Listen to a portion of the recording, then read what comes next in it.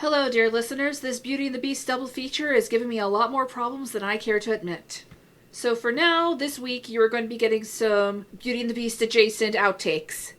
And also, I do owe our dear little droid Ire an apology. I forgot to add the connections they worked so hard to bring to the Cocteau episode. So we're going to start off with that. Go ahead, Ire. Point of intersection found. This is a degree 6. Name Jean-Laurent was in the City of Lost Children with Ron Perlman, who was in the 2008 Clone Wars series.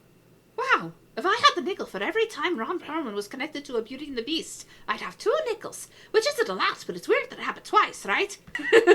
And now on with the outtakes.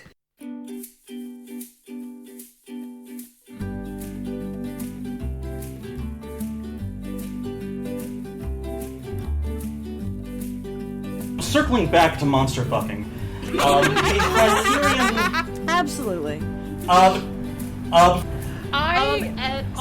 What is a Romeo and Juliet? I missed that. No, like, the Disney version is kind of a Pride and Prejudice that turns into a Romeo and Juliet, but then it has the happy ending. See, now we gotta. So I'm gonna stick my leg out and out myself as a monster fucker. So, Dude, join the you're club. Among friends here. Yeah. So we're mom. Don't listen to this. So we So my foray into this has been tentative and hesitant, and also like trying to make sure things pass the Harkness test, the bare minimum. Yes. Yeah. Very important.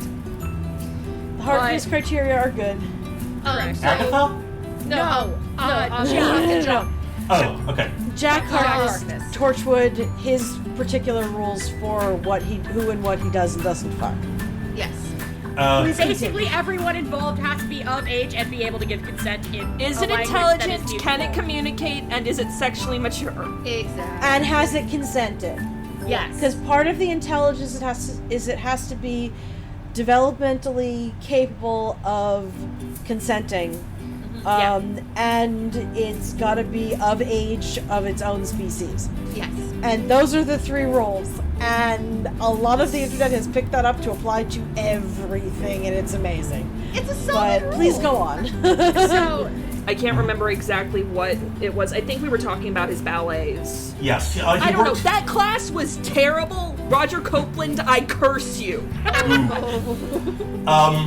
But We've seen like 2 French New Wave movies, and that's literally it. I can't even remember what one of them is. I know I won't get into them, but anyway. This film was more understandable than Breathless, which is a film that I tried to pay attention to, that got really at the treatment of women, and I just zoned out hardcore. It is also slightly more understandable than Chloe from 5 to 7, which is another film I had to sit through, tried to have coherent thoughts about, and then zoned out about. This is my one navel gazy comment of the day.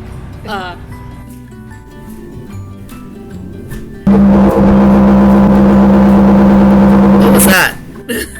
That was Bryan. the aliens have arrived. It's the tripods. Wait, I heard something too. It's from you! Bryan, What? I think this is the same issue we had with your mic on Empire.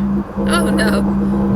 Oh, great, but you can't switch mics. But I made sure. I literally made sure. Off to a banging start, y'all. This movie is cursed. Technology is Highly cursed. No. The God of the Empire Forest too. does not want us to continue. Okay, Have you no. seen Arrival? Yes. It does sound like that. You're right. I heard something, but I thought it was coming from Riverside. No, it sounds like you're sitting next to the engine for a motorboat. Okay. Yeah. Well, let's just stop this and then let me try and fucking fix my mic. Maybe switch your mic input. Because I can't do it while Yes. it's recording. Stop the recording, Taz. Yeah. When I was in middle school, my French teacher was an actual man from France, as compared to my other two French teachers that I had in high school, one of whom was another French woman, the other who was an American military expat who learned while they were in the army. But he had connections to a school in France. And so for a brief period of time in like 7th grade, we did this like letter exchange and like video exchange, just like trying to get to know like what schooling is like over there versus what it's like over here. And so we all got pen pals.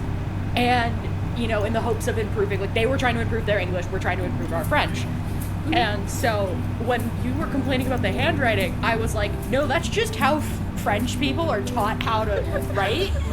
Because I meant to look at them when I went home.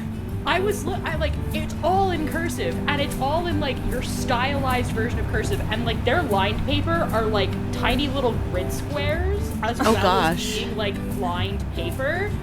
And they're like grid squares like this, you can't really see, but they're more like rectangles than proper squares. So it all makes sense.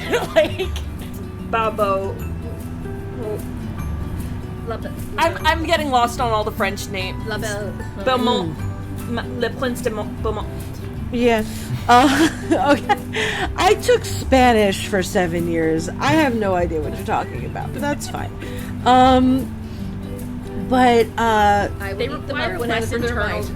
They require less internal justification than a Cinderella AU. Because a Cinderella AU, you have to do a little bit of character assassination, and you have to be very careful on what characters you assassinate. Yes.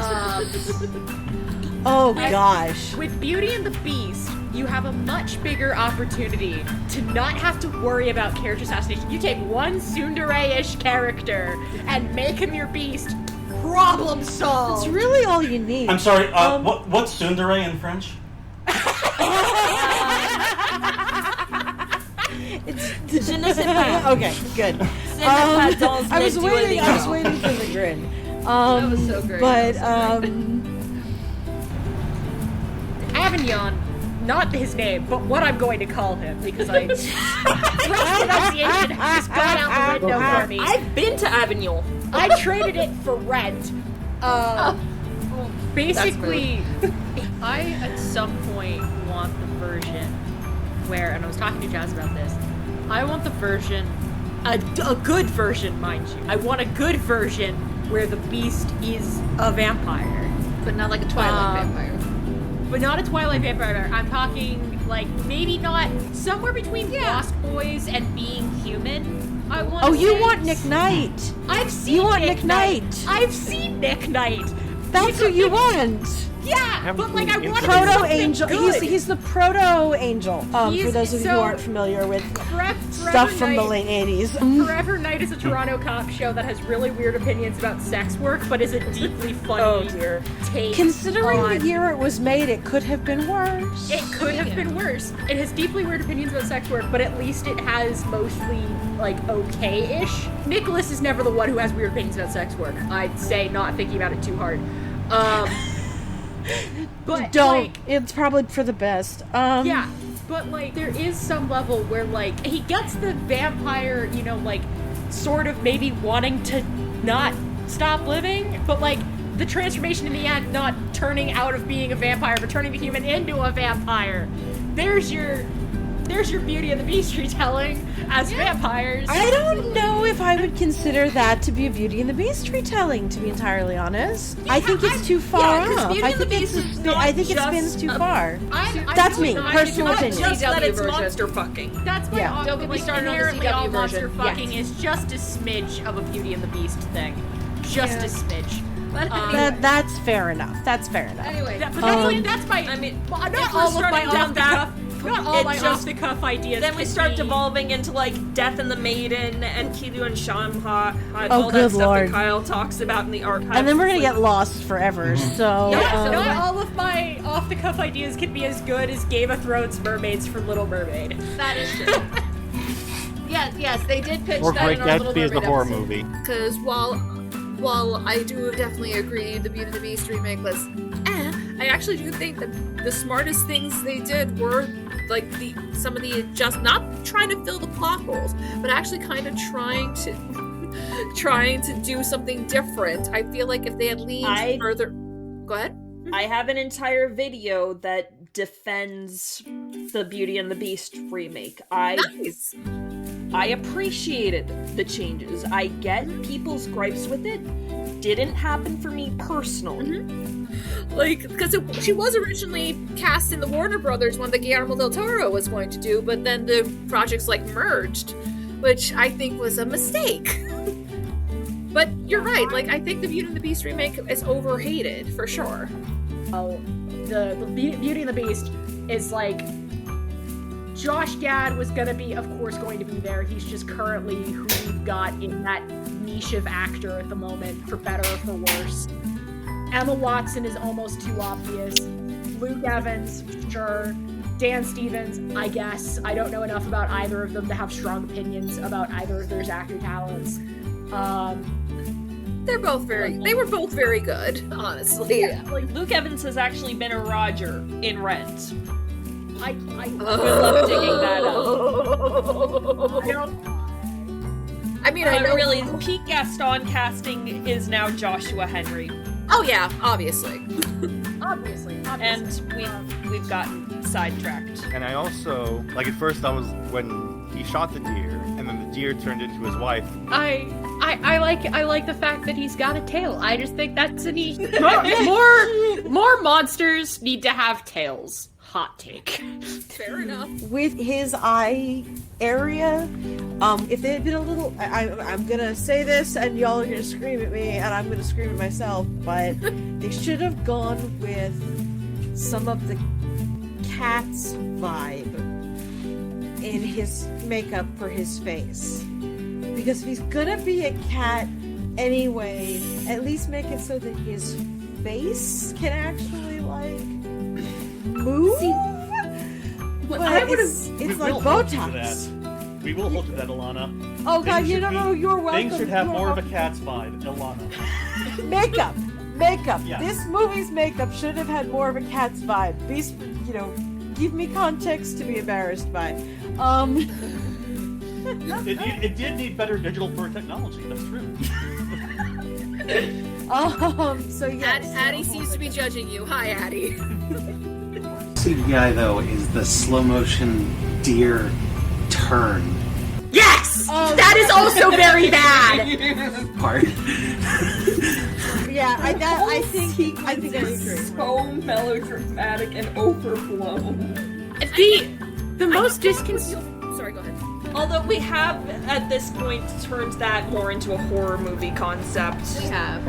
With the advent of AI and whatnot. Oh, I thought you were going to say, you can say, Alexa, turn on lights. I will say that the Alexa, what are you doing with that candelabra?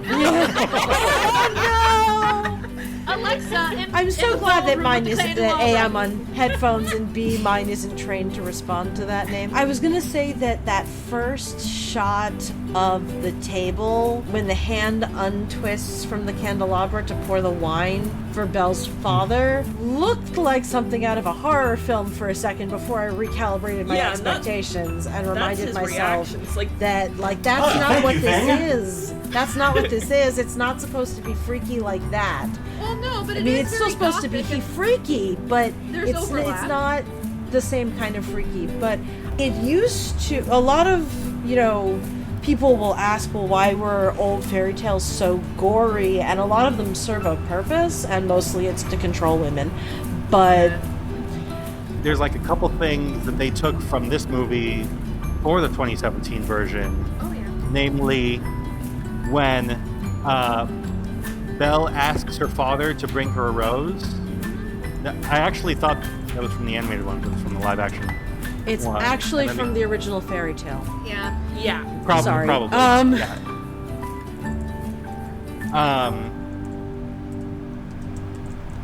And the other one was and it was probably from the fairy tale, but the ability to travel via mirror.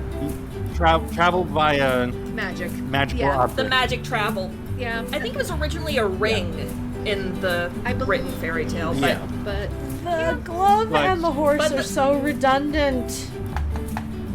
Yeah, it's kind of true. But Anyway, sorry, that's like a last, Yeah. Cocteau didn't have a bunch of Hollywood screenwriters yelling in his ear to how to trim and do this story. But yeah. Like I said, he was more about it's the still only a ideas. 90-minute movie. Yeah, it's a solid. Yep. It is a. It's a nice. If anything, I think can do math. The movie could benefit by being longer, honestly. Because I think there were there's some bits that I pacing felt issues. that we missed, kind of, that like happened Yeah. There were backstage scenes somewhere. that felt like they cut off before they need to reach the natural end. Yeah. And then there were all these like long pans of people, emoting in hallways, and I'm kind of like, I want some plot. I know that's not what we're doing today, but I want more plot, please. I don't usually Right. say that. Well, there were some like story threads that just kind of went nowhere or didn't really need to exist. Yeah. Like, generally though, this movie does. How do you say turtle eclipse of the heart in French? Editor Jasmine here. I decided to look it up just to be a little shit. It turns out the YouTube account for Bonnie Tyler's music actually put out a French lyric video. So, you say Total Eclipse of the Heart in French by saying this.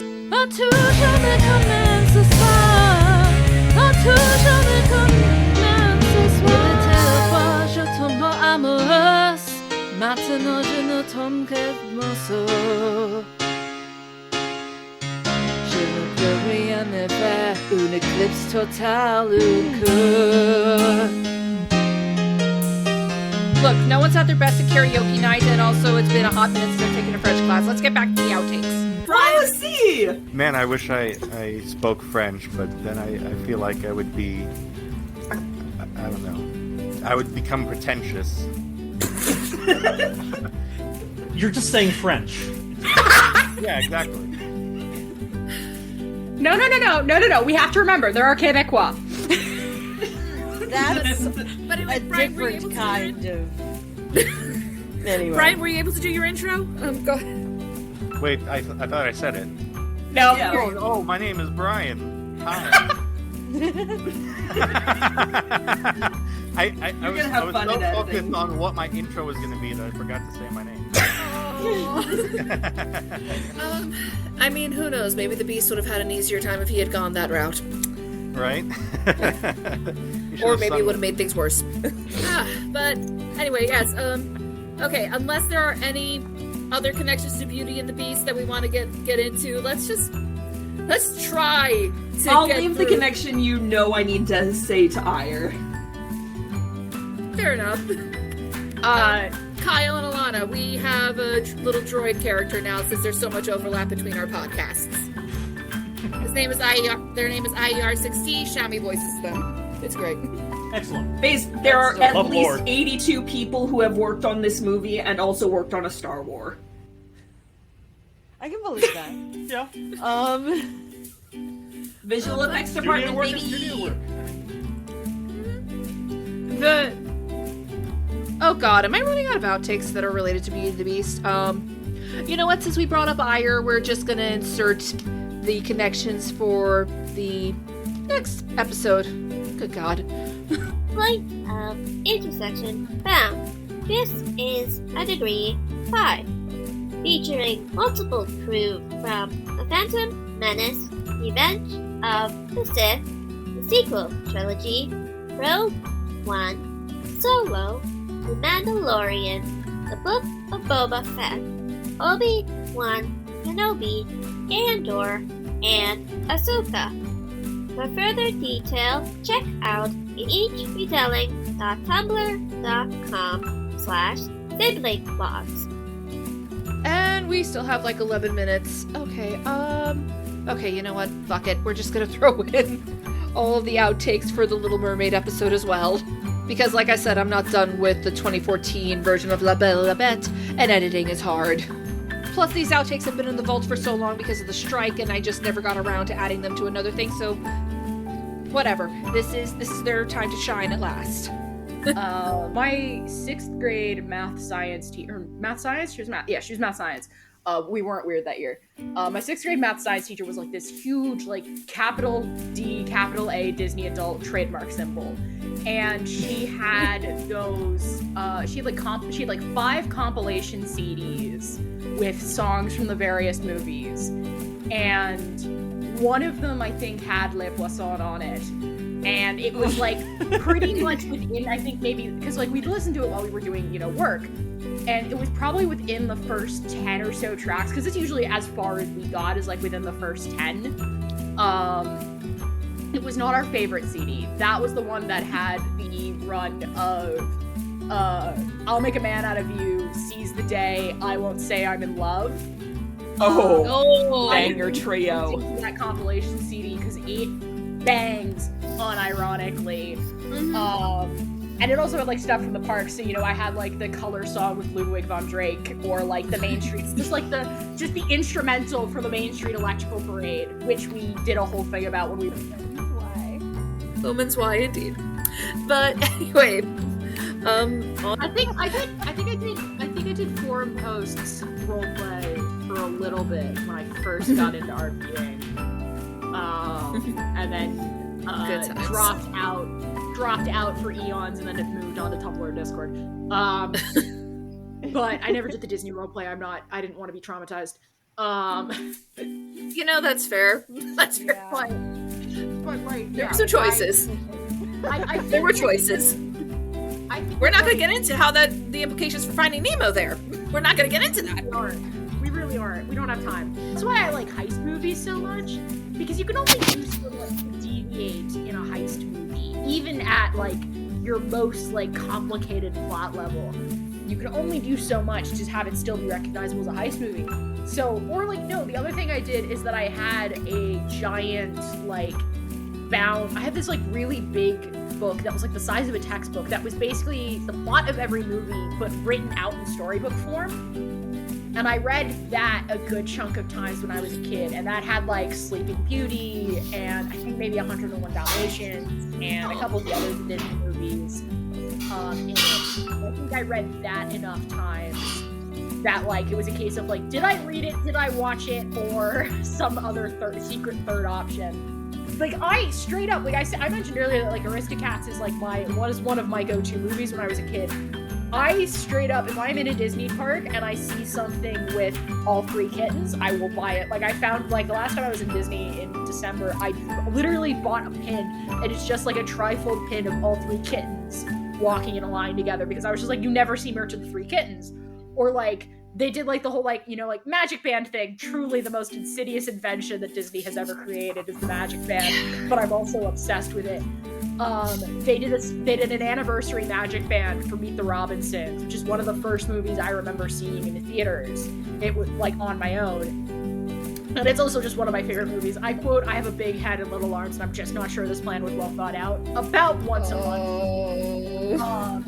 So I bought the special edition, Meet the Robinsons. Colleen, what about you? Any other Little Mermaid stuff you want to talk about? I'm not as familiar with other adaptations. I've been I'm a Disney kid at heart too, so dealing with all of those fields.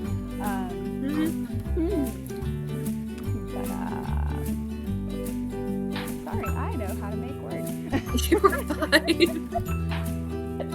I think last time I saw any capacity was I saw a chunk of it while I was on a cruise in December. Truly the best way to watch this movie is in the middle of the day on a cruise in December, in the middle of the Bahamas. I just think that, like, that's the other thing, is that most of the time the casting is either really on point and has the potential with, like, a few flaws. Like, the Cinderella remake, Lily James is great, Kate Blanchett is great, Richard Madden is great, Derek Jacobi is great. We gotta have one of Rana's usual players in there. And that scene, brutalizes my soul. I think about Richard Madden curled up next to Derek Jacobi, who is pretending to be dead, as the overhang crane shot of him laying next to his dead father, and I think about that shot at least once a month. But then the whiff is Helena Bonham Carter as the fairy godmother, but like she's in it for so little that you just don't, it doesn't really notice it. And then yeah, so like we thank our Lord and thank our Lord and Savior into the Spider-Verse. You should all check out her stuff. She's amazing. She has done amazing stuff. And we actually, did we ever post our Little Mermaid Found Sisters thing? No, unfortunately, we never got to it. Yeah, we never got to it because we did our own like little like fairy tale retellings series, and we had so many different ideas. But I think we only ever like actually worked on like 4 of them. We got up to Beauty and the Beast, so we did get up to Beauty and the Beast just in time for the remake. It's good for this podcast. No, it's not. Dracula is absolutely in on it. Yes. Sorry, no, I'm focusing more on Anne Rice fixation right now. Figured. It's okay. Like domain yet, but yeah. We'll do a culture hero podcast at some point. That's one of the megasodes. Oh yeah, for sure. If only so Katie and I can yell about Castlevania. I forget. No, I don't forget. One of the YouTubers I watch I forget which video she introduces it in, but she has a concept called "It's Tuesday, Don't Worry About It," which is when there's like a big, spanning, like, you know, big problem that like will never get an explanation, but probably should get an explanation. I forget which series it's for, but she calls it "It's Tuesday, Don't Worry About It." Which has been incredibly useful in most of my everyday life, especially when I'm trying to introduce Doctor Who to people. I'm on the Wikipedia page. You're good. It's wise to have the notes up. Yeah. Yep. What? Oh. No. It's just I was in high school. Oh. Go ahead. You are baby. You're the baby of the bunch. What Ursula? I can Google it. What they changed. I want the good times back too. They did a lot of changes for the tour.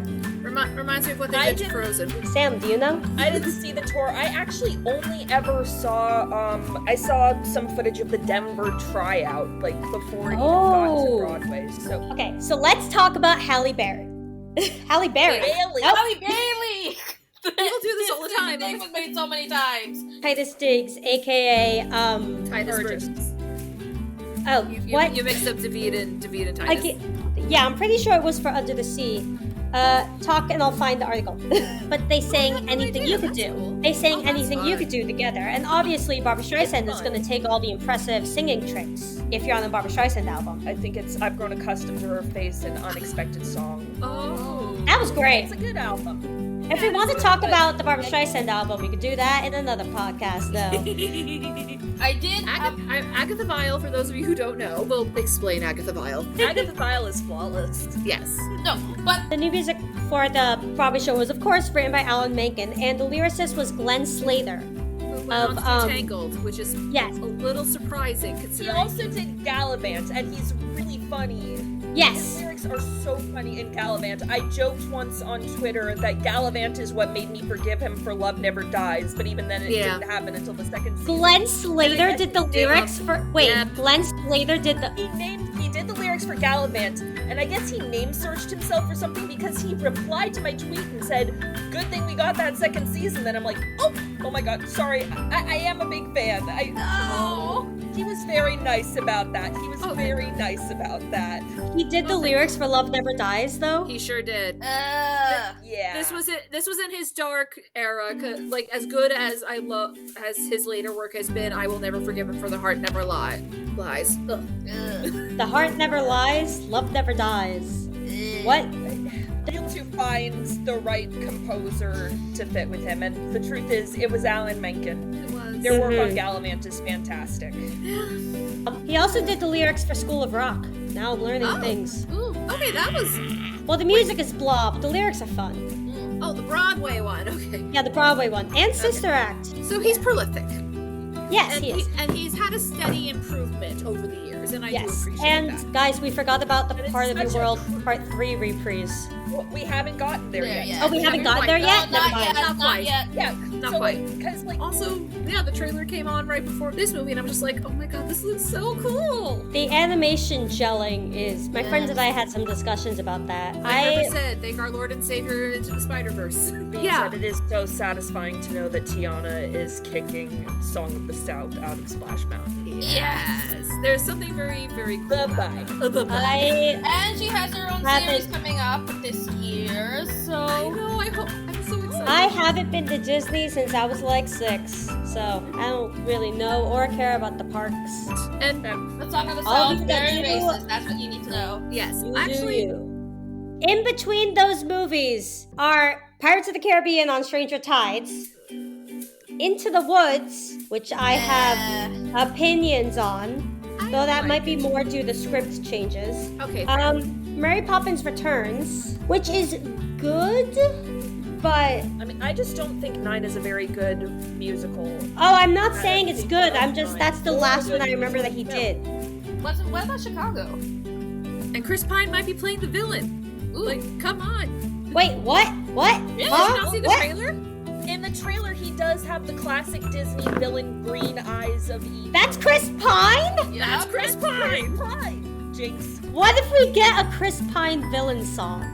You guys! Please. Also, I need who it. plays the goat? Because my friends and I thought it was Alan It's Alan Tudyk. Tudyk. It's always Alan Tudyk. He's doing his Clayface voice. They finally found a way to get him to talk in a movie with brown people. They finally found a way to get him to talk in an animal, too. Yeah. That is true. He's also been doing bird voices. That man went to Juilliard. Let him do more than chicken noises. Let him speak as Iago. What the hell? Oh, we don't have time to get into my thoughts on his Yako, But okay. I He think played that's it. Iago? Yeah. He did. In the In live Wild Waste, action. right? What? Huh. Again, proving that this live-action movie is better than the ones that came before. Cheers to that. Chicago's great. But that was I like, thought that was 21 years ago now. right, and that's why I'm saying 9. I just said 9. I also haven't seen 9. I just know the Italian sequence and the Cinema Italiano song, and I'm like, those songs slap. And as someone who's been in 9, don't see the 9 movie. It will just hurt you. Oh dear. Oh. all right. Speaking of vampires, We've been going for a while. We should wrap up. Yeah. Yes.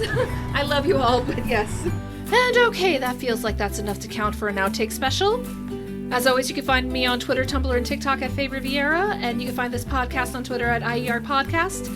And if you enjoy what we're doing on this podcast most weeks, or even if you somehow enjoyed this, please consider supporting us financially or even just by word of mouth.